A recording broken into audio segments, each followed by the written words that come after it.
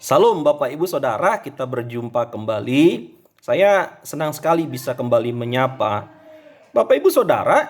Ketika kita bicara tentang gereja, maka secara sosiologis kita bicara tentang kumpulan orang. Orang-orang yang berkumpul. Nah, pertanyaannya muncul bahwa apa yang membedakan gereja dengan kumpulan orang lainnya? Apa yang membedakan gereja dengan orang-orang yang berkumpul dalam partai politik, berkumpul dalam ormas, berkumpul dalam rumpun marga, arisan, dan sebagainya? Nah, Bapak Ibu Saudara, yang perlu diketahui adalah bahwa gereja sebagai kumpulan orang memiliki identitas yang unik yang tidak dimiliki oleh kumpulan orang lainnya. Bahwa identitas gereja mendefinisikan dirinya di atas pengakuan bahwa Yesus adalah Tuhan. Sekali lagi, bahwa identitas gereja adalah pengakuan bahwa Yesus adalah Tuhan.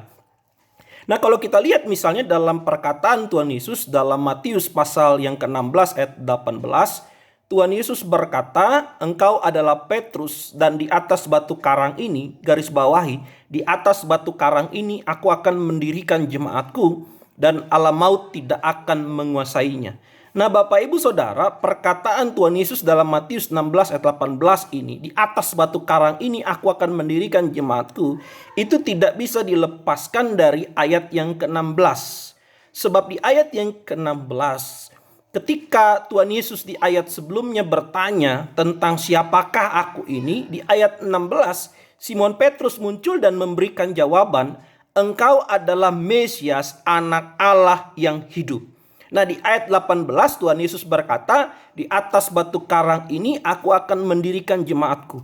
Jadi seolah-olah Tuhan Yesus mau berkata bahwa di atas pengakuanmu, di atas sebuah pengakuan bahwa aku adalah Mesias, bukan hanya Mesias, tapi anak Allah yang hidup, aku akan mendirikan jemaatku.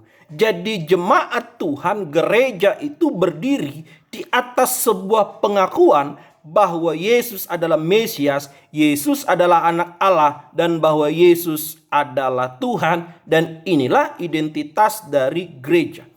Bapak Ibu Saudara, bahwa jemaat Tuhan didirikan di atas batu karang itu. Nah, tentu kata batu karang atau yang diterjemahkan oleh King James dengan kata the rock itu seringkali memang dalam perjanjian lama dipakai untuk menggambarkan tentang Allah atau sebagai gelar kiasan tentang Allah.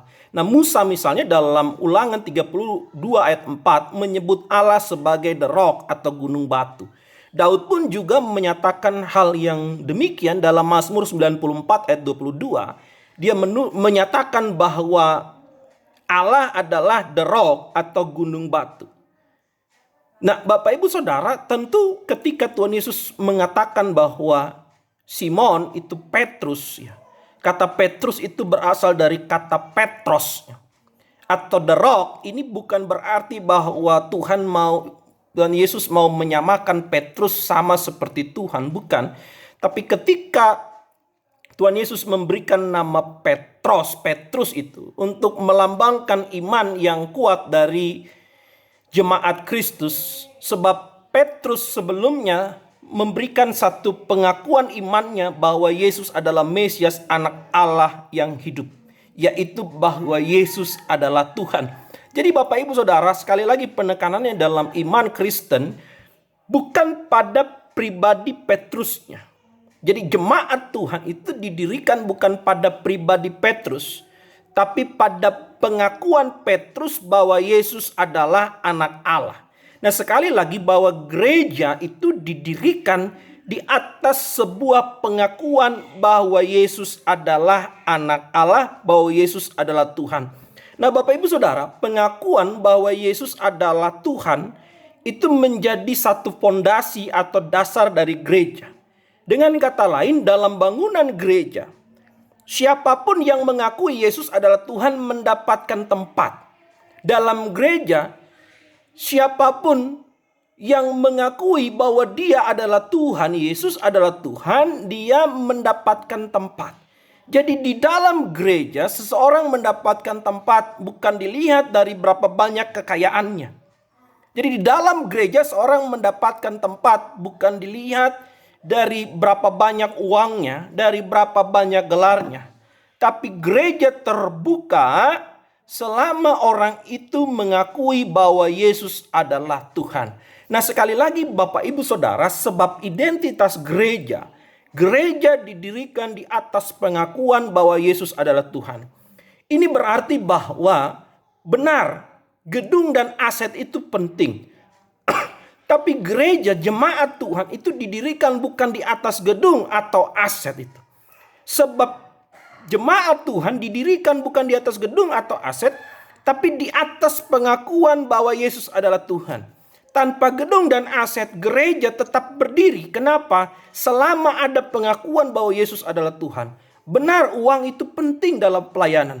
Tapi sekali lagi, gereja atau jemaat Tuhan tidak didirikan di atas uang. Uang bukan definisi identitas dari gereja. Tetapi jemaat Tuhan didirikan di atas pengakuan bahwa Yesus adalah Tuhan. Sehingga tanpa uang sekalipun, jemaat Tuhan tetap berdiri. Kenapa? Karena jemaat Tuhan, gereja itu didirikan di atas pengakuan bahwa Yesus adalah Tuhan. Dan jemaat Tuhan itu didirikan di atas batu karang. Apabila jemaat Tuhan didirikan di atas pengakuan bahwa Yesus adalah Tuhan. Ini tugas kita untuk memelihara pengakuan itu, untuk menjaga pengakuan itu. Selama pengakuan bahwa Yesus adalah Tuhan ada, maka selama itu juga gereja akan tetap ada. Tuhan Yesus yang memberkati kita semua. Salam.